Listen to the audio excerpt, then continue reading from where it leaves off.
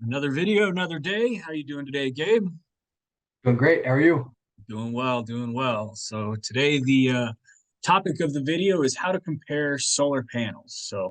A lot of panels out on the market, a lot of different options, and as a consumer, when you are buying a solar system, you should be scrutinizing really three things: what solar panels you're getting, what inverter or inverter technology you're getting, and then obviously a good installation partner with appropriate price, reputation, etc.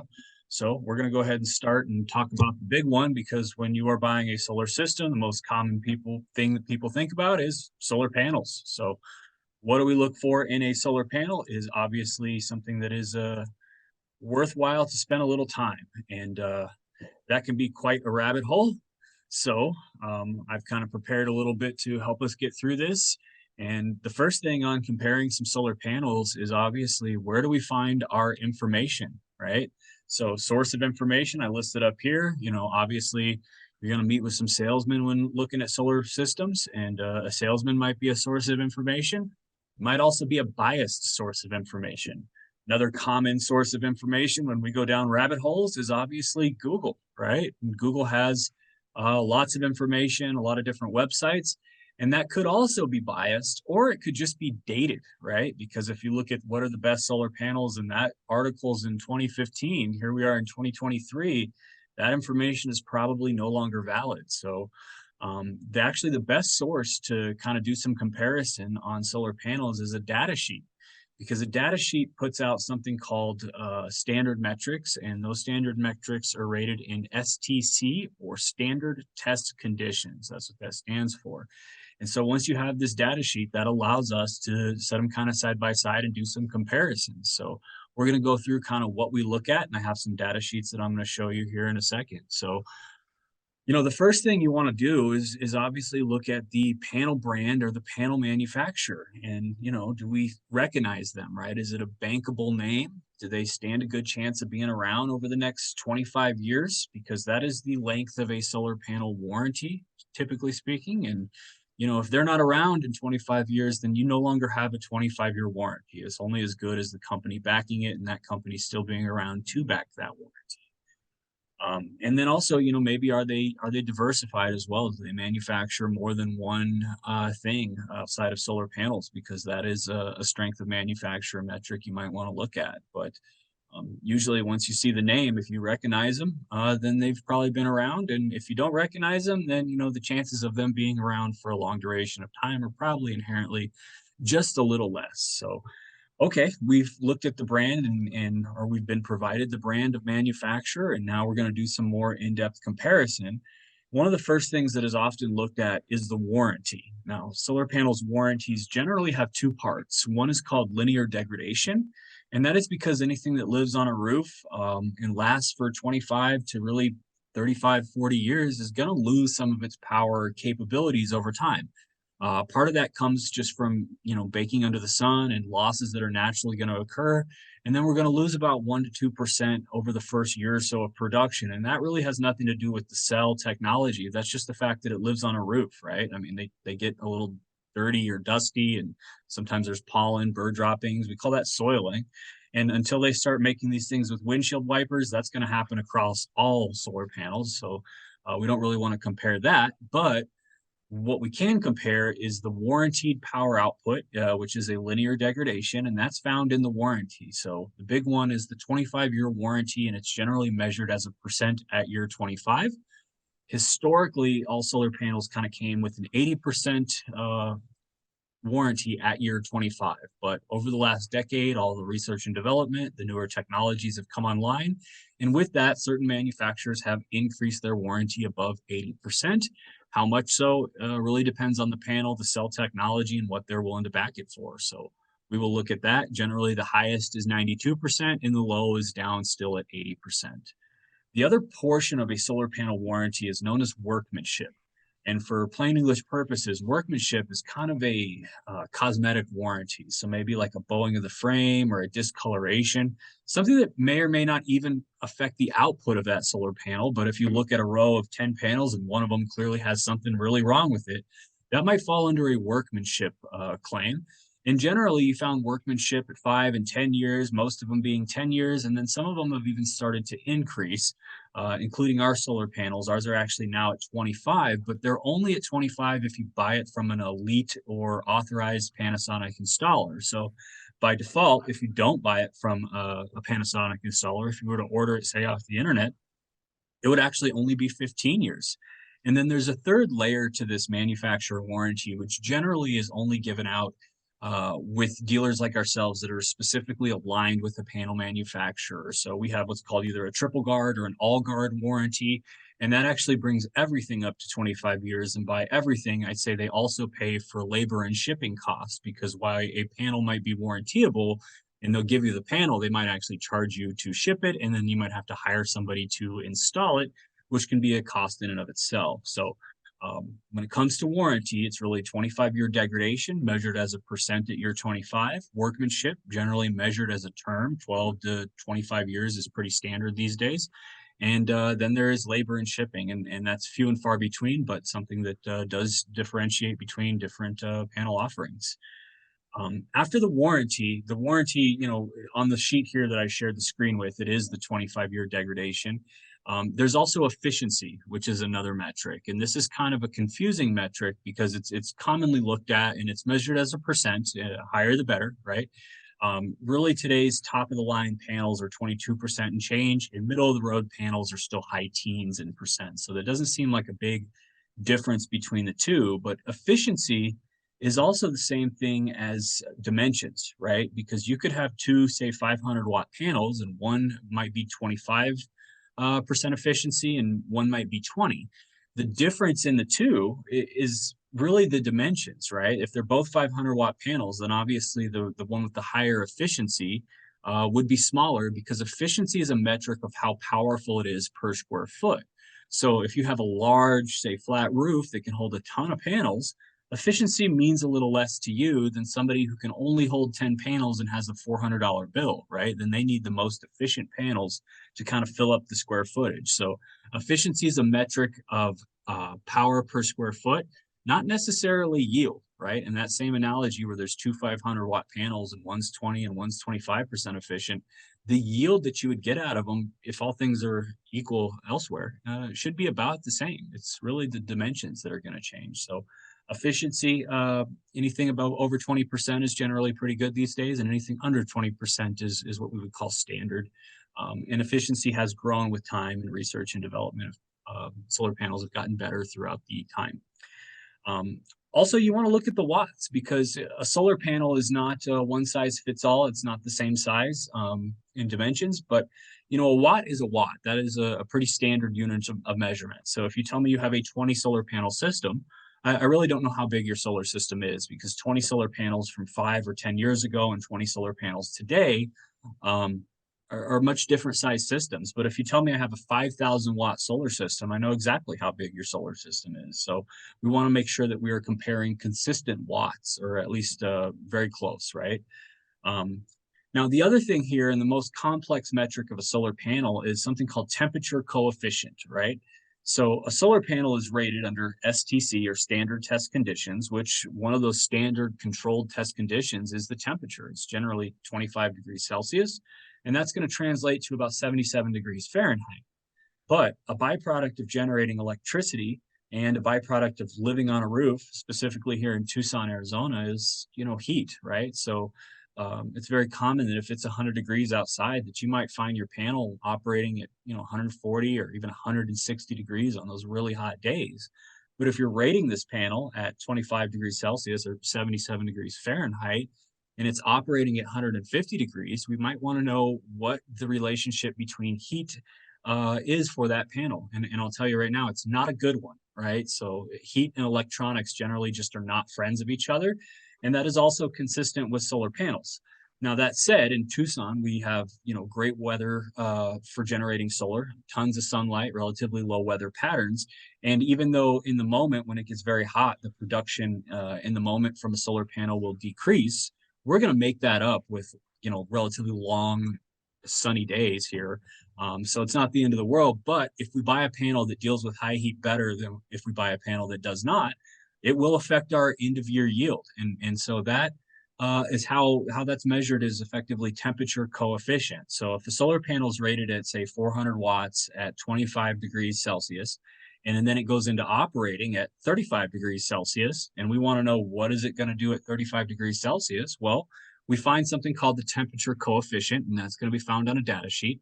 And then it's going to have a multiplier, which is a negative number because we're multiplying for losses. So if the difference is 10 and the multiplier is say 3, then we would just do 10 times 3, and we can expect about 30 watts less from the temperature coefficient of 3.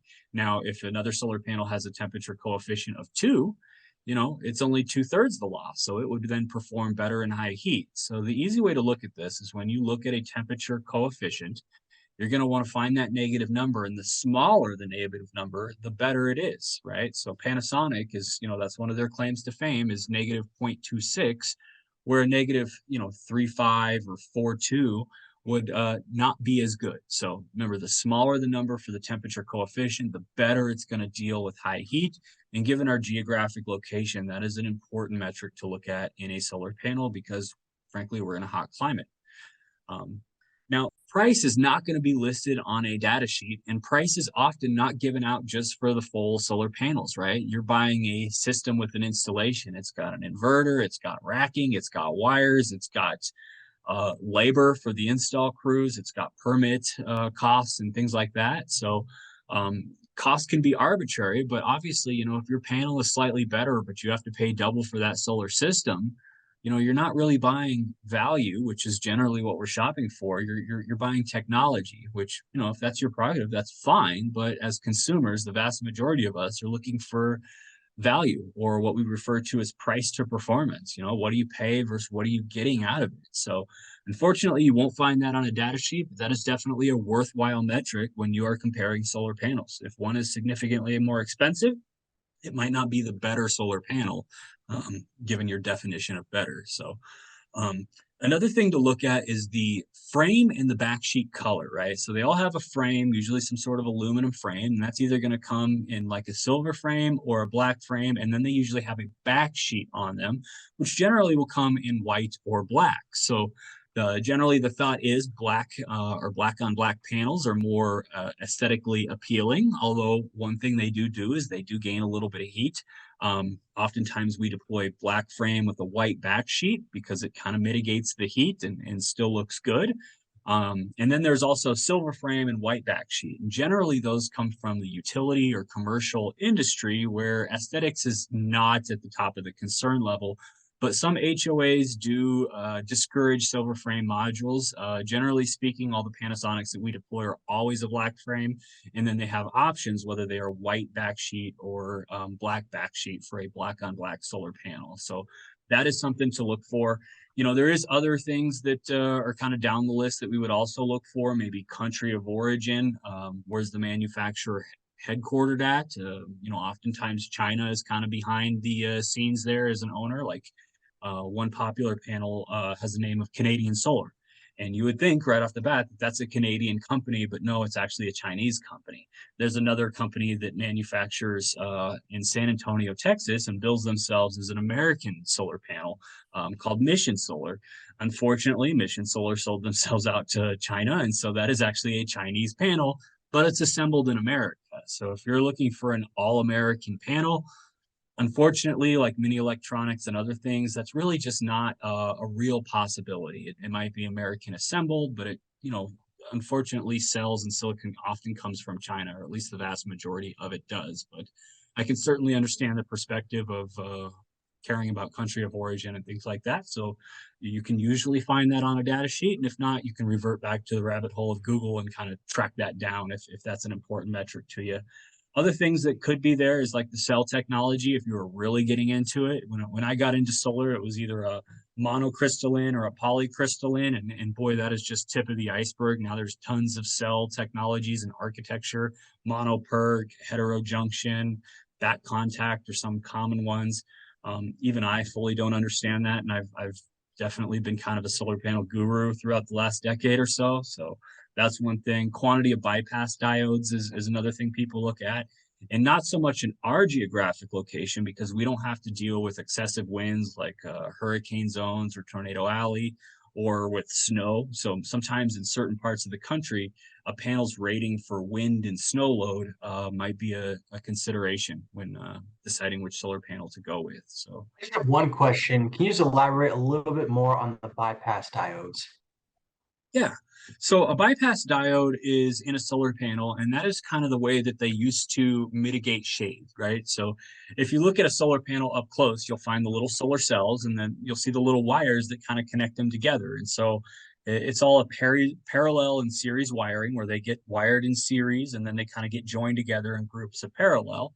And even though you might have 6 rows of cells, generally those are split up into 3 sections before they join together. And if shade happens to hit one cell, generally speaking, it interrupts the circuit. And if you didn't have a bypass diode, it would effectively kill the whole solar panel. So what a bypass diode's function is doing is basically it bypasses that side section. Should a corner of a solar panel get shaded, we don't want to negatively affect the whole panel or downstream the whole array. So a bypass diode is kind of old school shade mitigation. It'll bypass that section of cells so that it doesn't negatively affect either the rest of the solar panel or other solar panels plugged into that same circuit.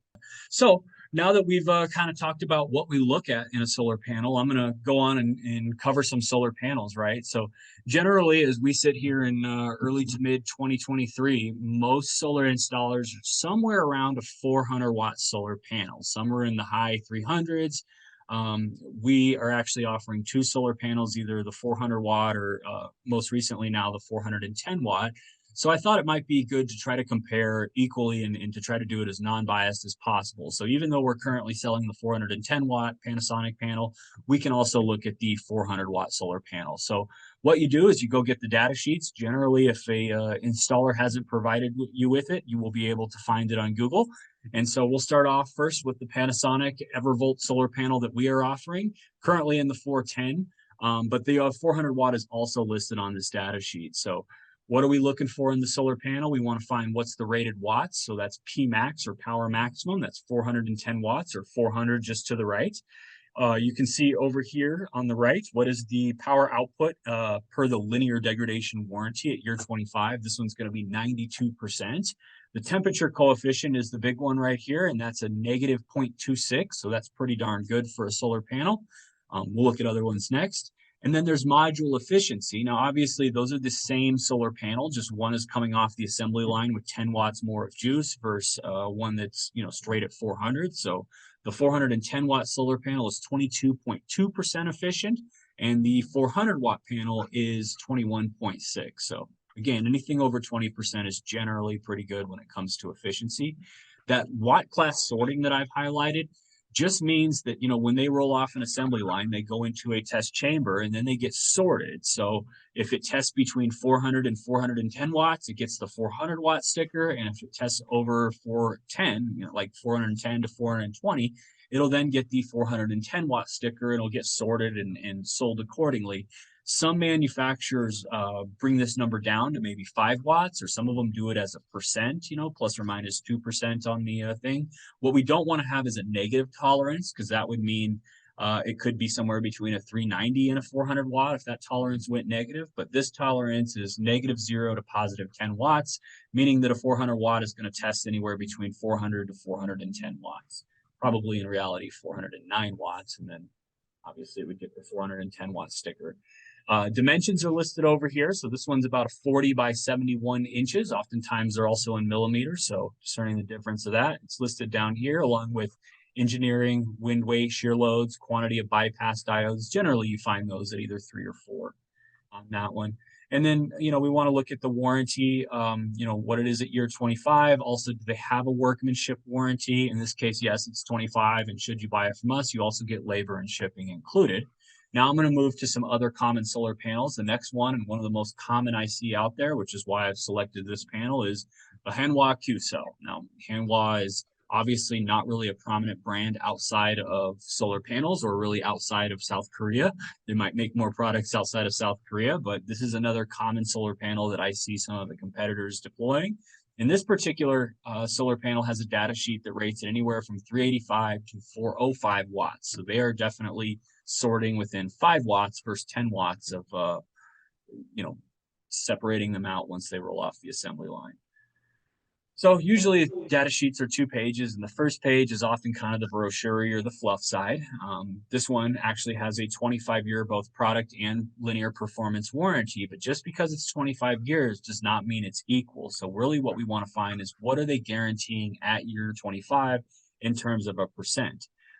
When we go on down here, you're going to see the 385, 390, 395, 400, and 405 listed. So we're going to compare kind of on the 400 watt basis. So this is a 400 watt solar panel. And then what's its solar efficiency? Well, it's 20.4%. So still not bad, but less than the previous panel here.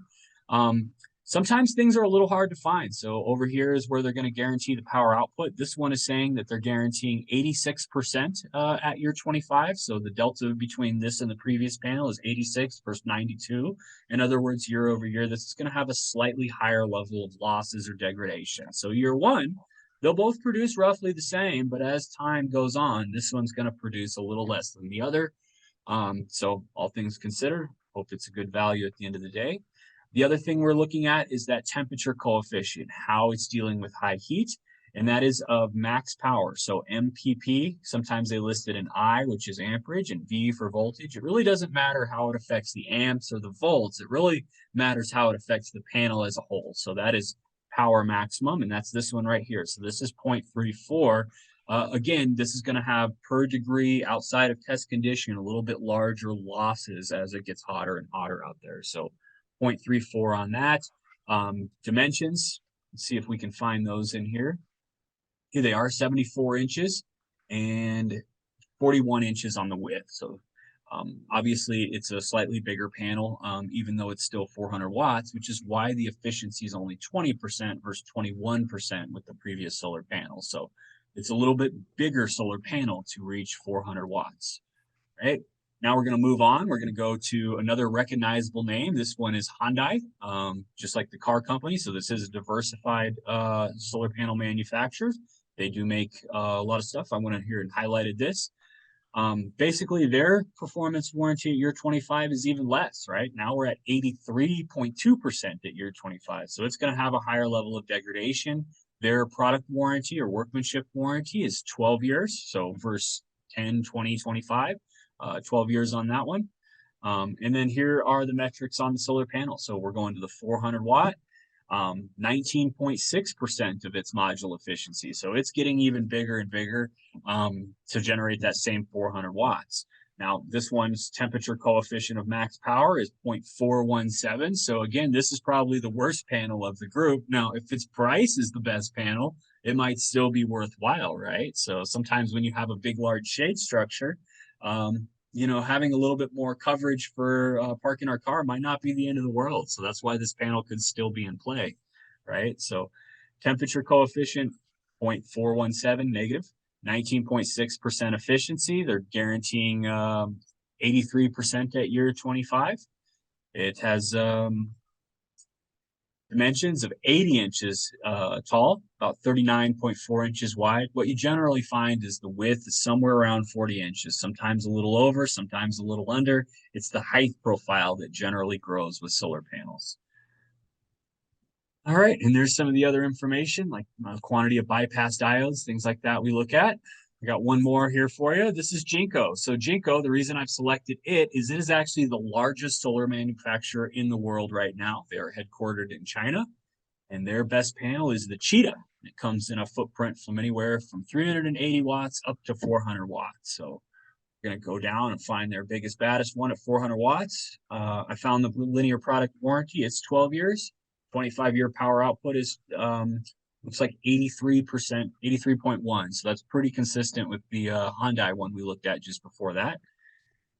Go down here, 400 watts. The efficiency of this panel is 20.17, and the temperature coefficient for this one is actually a little bit better. It's negative 0.37. So not too bad. Still not 0.26. That is probably the best temperature coefficient there, but not bad, right? So that's how we look at it. And again, once you got all these solar panels kind of set side by side, these are not the same panels. This is from a slide deck we use, but it kind of shows, you put them side by side and you say, okay, who's got the better panel here, right? Once you compare all the different metrics, and then some are a little bit more weighted to others. You know, again, if you're trying to avoid the Chinese stigma or Chinese solar panels, well, then you might, you know, select one over the other. So it's not all the metrics, but one thing I always say to avoid is I see a lot of people that deal with less than great solar companies, and they have on their contract a tier one solar panel. If somebody tries to sell you a tier one solar panel, don't buy it, because all solar panels are tier one. As you can see, there's quite the different comparability within the realm of solar panels. So Google them, and then also just ask your solar installer or salesman to provide those solar panel data sheets, because ours are actually embedded in our proposals. So we're giving that out right away, because honestly, our price, our panel, and everything is pretty darn good. So we feel pretty confident. As soon as you know, you usually select the better products, and we like educated consumers. So all works out well. If you do have any questions on this, you can always call Sunbright Solar at 520-222-9993 or email us at info@sunbrightsolaraz.com. Thanks, everybody.